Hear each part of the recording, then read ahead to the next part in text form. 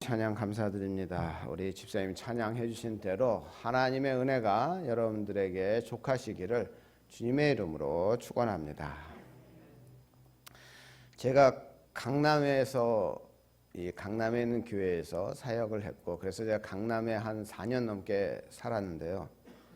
그래서 저를 잘 아시는 목사님들이 가끔 제가 옷 입은 것을 보면서 강남 스타일이냐 이렇게 저를 놀리실 때가 있었습니다. 그런데 여러분들 잘 아시다시피 저는 그렇게 세련되지 못했지 않습니까? 그렇죠? 전주에 사는 어떤 목사님이 제가 이제 만나서 이렇게 차를 마시다가 그 목사님이 제가 서울 사람이라고 하니까 놀라면서 전혀 그렇게 안 보인다는 거예요. 이 스타일이라는 말을 우리가 잘 사용하지 않다가 자연스럽게 우리가 이제 이 스타일이라는 말을 우리가 많이 사용하게 된 것은 여러분들 강남 스타일이라는 노래가 히트하면서부터 이 말이 잘 사용됐습니다. 이 가수 싸이라는 사람은 인물이 잘생긴 것도 아니고요, 공부를 잘한 것도 아니고요, 그의 삶이 반듯하지도 않았습니다. 싸이는 마약을 한 전과가 있고요, 군복무에 무슨 부정 사건이 있어가지고 재입대하는 이런 우여곡절도 있었던 그런 가수입니다. 그런데 이 싸이는 자신만의 스타일을 살려서 강남 스타일이라는 노래로 전 세계적으로 유명하게 되었습니다. 전 세계 사람들이 다 아는 노래가 강남 스타일이라는 노래인데요. 우선 재미가 있고 유쾌하고 쉬우면서도 우스꽝스러운 따라하고 싶은 춤을 추게 되는 것이 이 노래의 특징입니다. 일종의 B급이라고 하는데요, 고상한 음악이 아닙니다. 산티나는 음악이고요, 싸이라는 가수도 연예인같이 그렇게 잘생긴 사람이 아닙니다. 이름 그대로 싸이, 이게 사이코의 준말이거든요. 사이코라는 말은 우리나라 말로 하자면 또라이 이런 뜻이에요. 그런데 이 강남 스타일이라는 노래가 전 세계 젊은이뿐 아니라 많은 사람들에게 먹혔죠. 그래서 많은 심리학자들, 철학자들이 왜 그럴까에 대해서 많이 연구를 했다 그럽니다. 어떤 분은 이렇게 말했어요.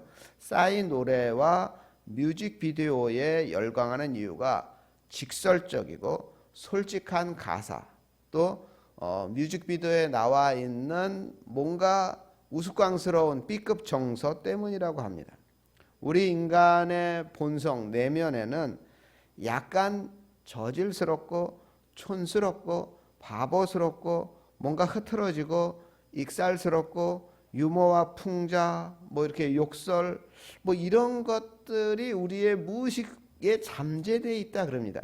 그런데 우리가 이런 것들을 체면과 또 교양과 윤리와 전통, 에티켓이라는 것으로 이렇게 포장해 왔다는 거죠.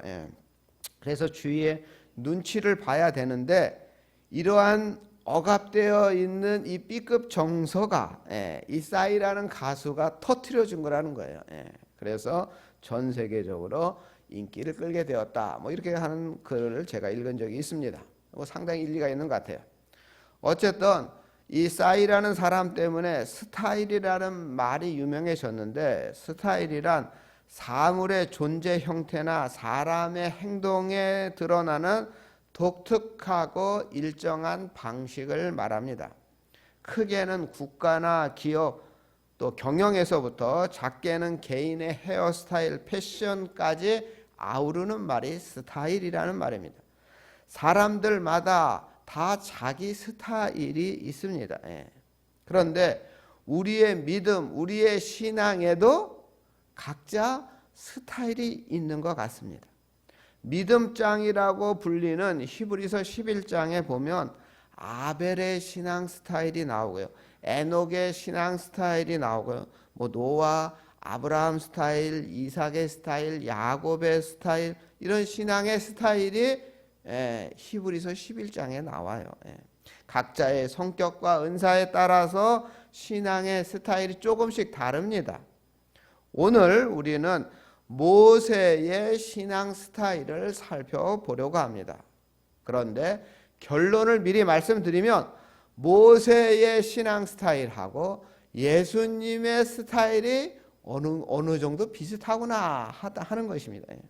그러니까 오늘 여러분들 모세의 신앙 스타일에 대해서 제가 여러분들한테 설명할 텐데, 이 모세의 신앙 스타일이 누구의 원조가 누구라고요? 예수님이다 하는 것입니다. 첫 번째, 모세의 신앙 스타일은 담대한 스타일이에요. 우리 화면 보시고 우리 1번 출애굽기 14장 우리 13절에서 우리 14절까지 말씀 우리 함께 읽어보겠습니다. 모세가 백성에게 이르되 너희는 두려워하지 말고 가만히 서서 여호와께서 오늘 너희를 위하여 행하시는 구원을 보라. 너희가 오늘 본 애굽 사람을 영원히 다시 보지 아니하리라.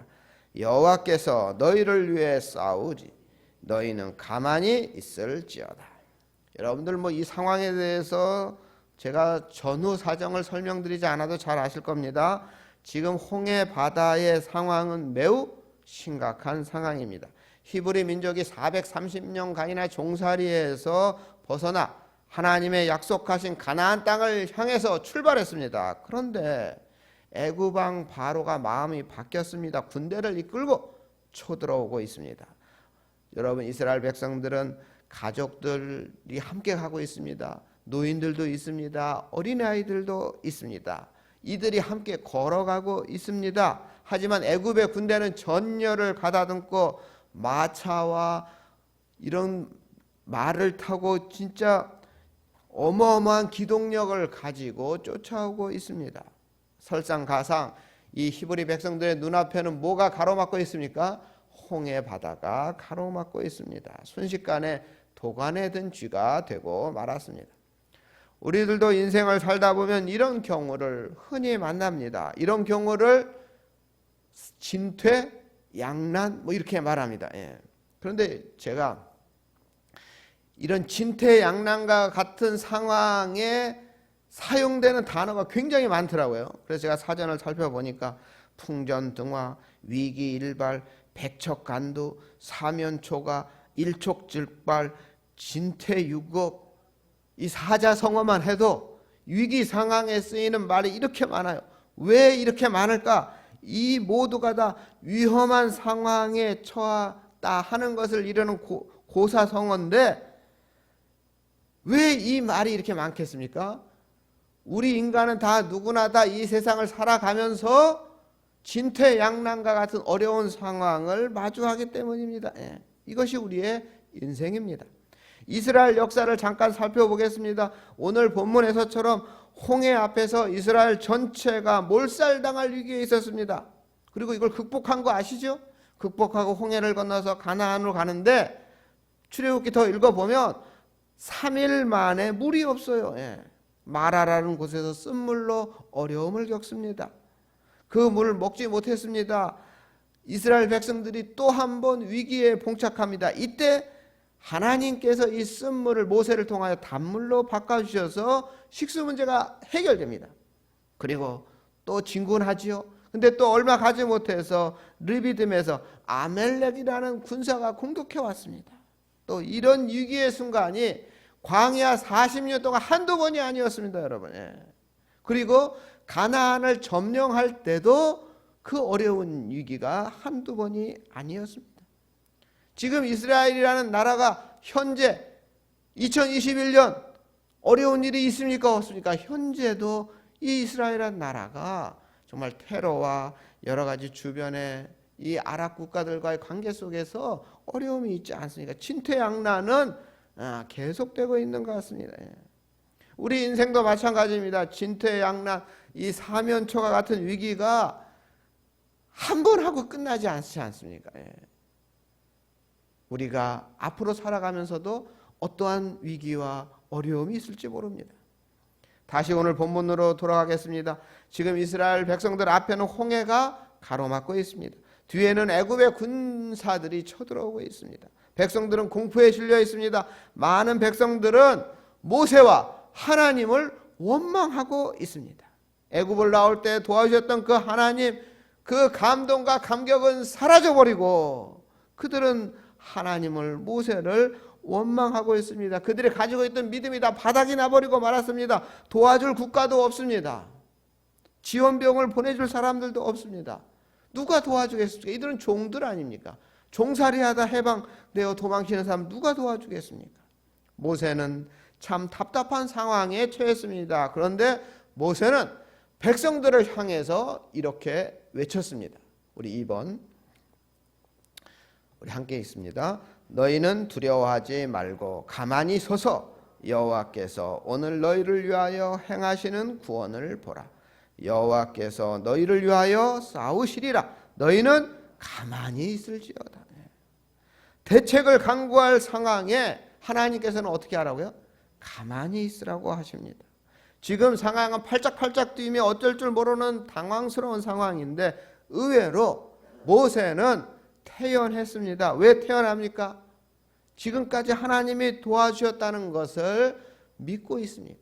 경험하고 있을 뿐 아니라 앞으로도 도와줄 것이라는 사실을 믿고 있기 때문입니다. 애굽에서 10가지의 재앙을 통해서 역사하시는 것을 모세는 봤고 그것이 끝이 아니고 앞으로도 하나님은 도와주실 것이라는 것을 믿고 있습니다.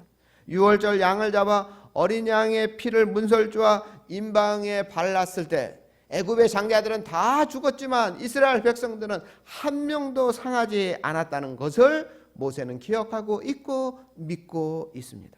모세는 하나님을 조금도 의심 없이 믿었습니다. 모세가 그토록 심각한 상황에서 태어났던 근거는 하나님에 대한 확신, 믿음, 신뢰 때문입니다. 그동안 하나님이 베푸신 기적과 능력을 볼 때 지금껏 당면한 어려움을 하나님께서 돌파해 주셨다는 사실을 믿고 있었기 때문에 담대할 수 있었습니다. 우리도 모세의 이 담대한 스타일을 배워야 합니다. 가정이 어려울 때 담대하시기 바랍니다. 가장이 호들갑 떨면서 야단법석을 하면 가족들이 다 불안해합니다. 어머니가 야단법석을 떨면 온 가족이 불안하고 초조해합니다. 의연하게 담대해야 합니다. 아무렇지 않은 듯 가족을 먼저 안심시켜야 됩니다. 문제없다. 내가 책임진다. 뭐 너희들 밥 못 먹이겠느냐? 너희들 내가 공부 가르치니까 걱정하지 마라. 예. 이렇게 안심을 시키는 것이죠. 이것이 바로 모세의 신앙의 스타일입니다. 성경은 어려운 상황에 처할 때 우리들에게 담대하라 가르쳐 주시고 있습니다. 우리 화면 보시고 우리 3번 읽어보겠습니다.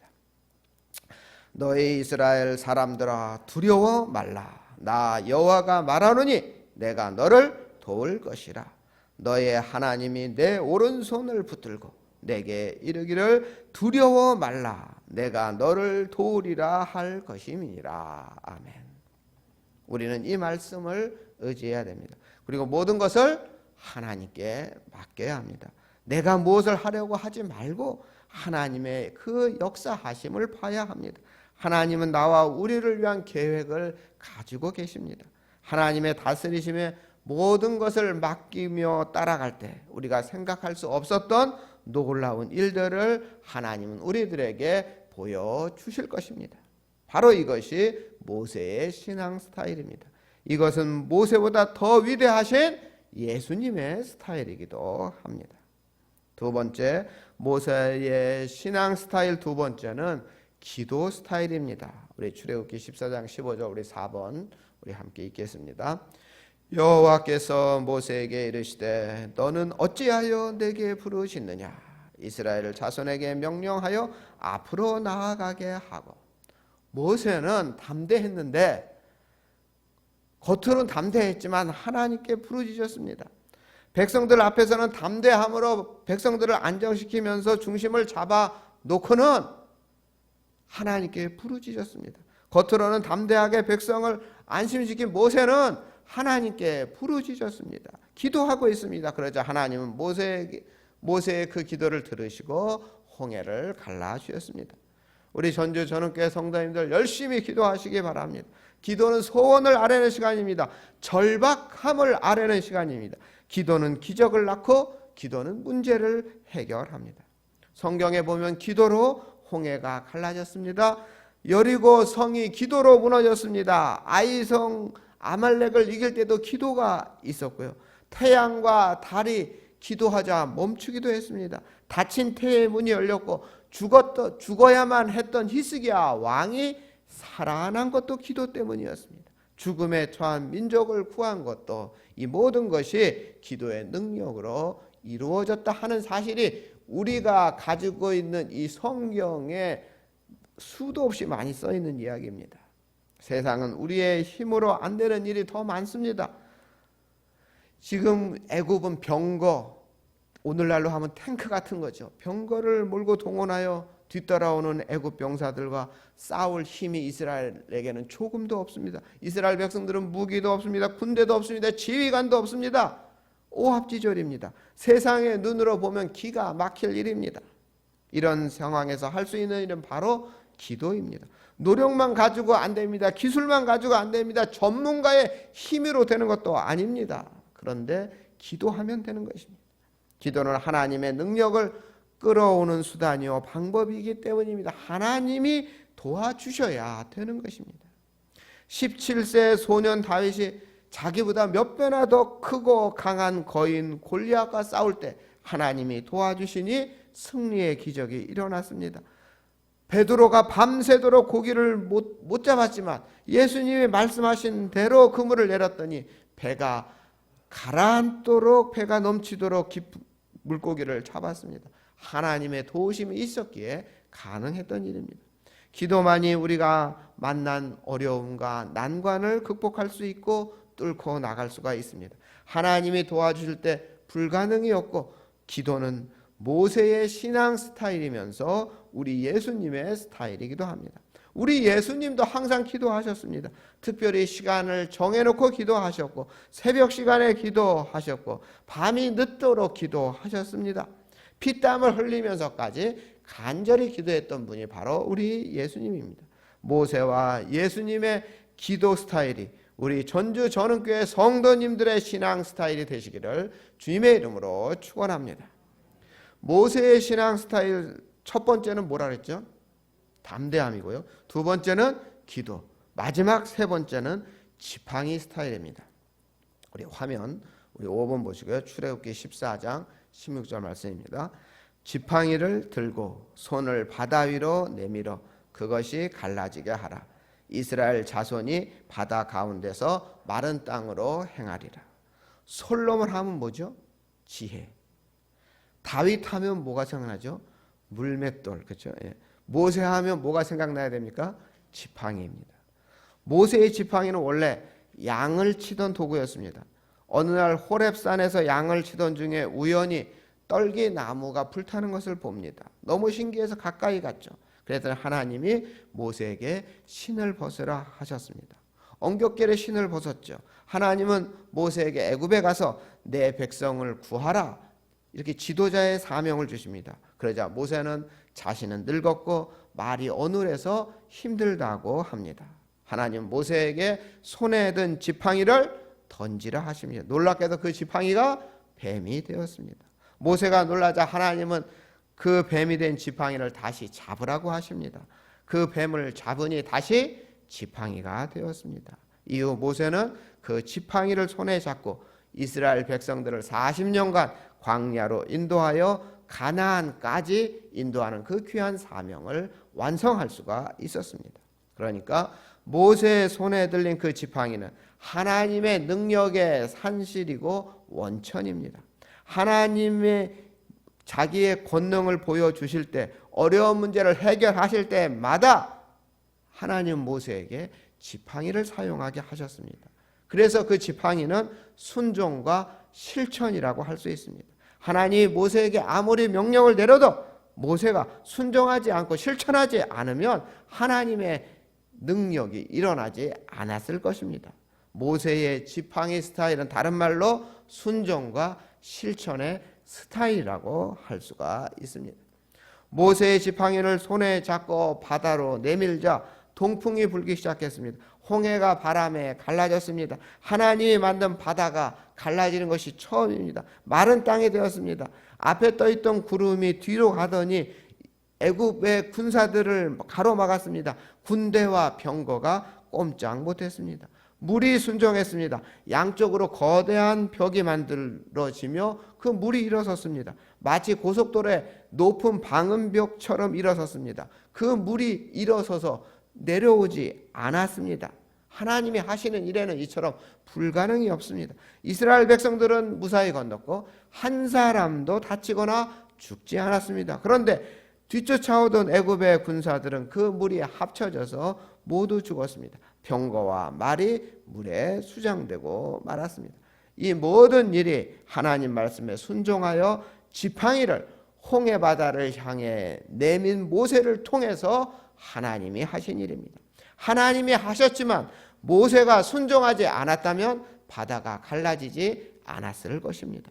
바로 이 모세의 지팡이를 예수님 십자가의 능력으로 해석하시는 목사님들이 있습니다. 100% 동의하지 않지만 일리가 있다고 생각합니다. 예수님의 십자가도 능력이고 권능이기 때문입니다. 죄를 사하고 죽음에서 부활을 주며 절망에서 소망을 주고 질병에서 치유하며 지옥에서 영생의 복을 주는 구원의 능력이 십자가에 있기 때문에 타당하다고 생각합니다.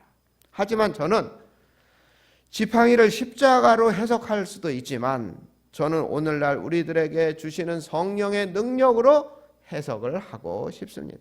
지팡이는 막대기에 불과합니다. 죽은 나뭇가지입니다. 아무런 힘도 없는 것이 지팡이입니다. 그런데 그 지팡이를 잡고 순종하고 실천하면 하나님의 능력이 나타납니다. 오늘 우리들은 모두 지팡이와 같은 존재입니다. 아무 힘도 없고 나뭇가지에 불과합니다. 죄로 얼룩진 인생들입니다. 상처받고 스트레스 받고 낙심하고 좌절하는 인생들입니다. 잘난 체 하지만 아무것도 아닙니다. 그러나 주의 성령이 나와 함께 하실 때 우리는 강한 자가 될 수 있습니다. 능력 있는 자가 될 수 있고 환난을 이길 수가 있습니다. 세상을 이기는 자가 되는 것입니다. 내게 능력 주시는 자 안에서 우리가 모든 것을 할 수 있다고 사도 바울이 당당하게 성령을 받고 고백했던 것입니다.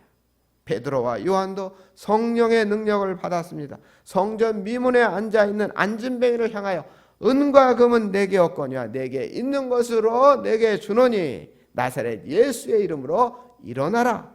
순종하고 실천할 때 놀라운 기적이 일어났습니다. 우리 하나님은 바다를 육지가 되게 하시고 산을 평지가 되게 하시는 분입니다. 우리 스가랴서 우리 4장 6절 말씀 우리 함께 읽겠습니다. 만군의 여호와께서 말씀하시되 이는 힘으로 되지 아니하고 능으로 되지 아니하고 오직 나의 영으로 되느니라. 큰 산아 내가 무엇이냐? 내가 수룹바벨 앞에서 평지가 되리라. 그가 머릿돌을 내어 놓을 때 무리가 외치기를 은총 은총이 그에게 있을지어다. 아멘. 예수 그리스도는 모세의 손에 지팡이를 잡게 하신 분입니다. 우리는 모세의 능력, 지팡이의 능력보다 더 강하고 위대한 예수 그리스도의 십자가의 능력을 믿는 자들입니다. 그 보혈을, 그 능력을 믿는 우리가 되어야 하는 것입니다. 모세는 홍해를 갈랐지만 예수님은 바다와 바람을 꾸짖고 잠잠케 하셨습니다. 거라사의 귀신과 가다라 지방의 귀신을 일거에 내어 쫓으셨습니다. 예수님의 이 모든 십자가 능력이 성령을 통하여 오늘 나와 함께 하심을 믿고 모세의 신앙 스타일로 나아가시는 우리 전주 전원교회 성도님들이 다 되시기를 주님의 이름으로 축원합니다.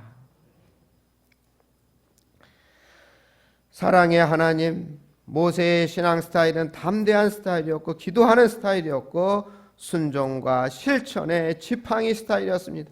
우리 전주 전원교회 성도님들도 모두 담대한 스타일이 되게 하시고 기도하게 하시고 순종과 실천의 지팡이의 스타일로 우리의 신앙이 거듭나게 하여 주시옵소서. 예수님의 십자가를 붙잡고 성령의 능력을 힘입게 하여 주시옵소서. 우리를 구원하신 예수님의 이름으로 기도드립니다.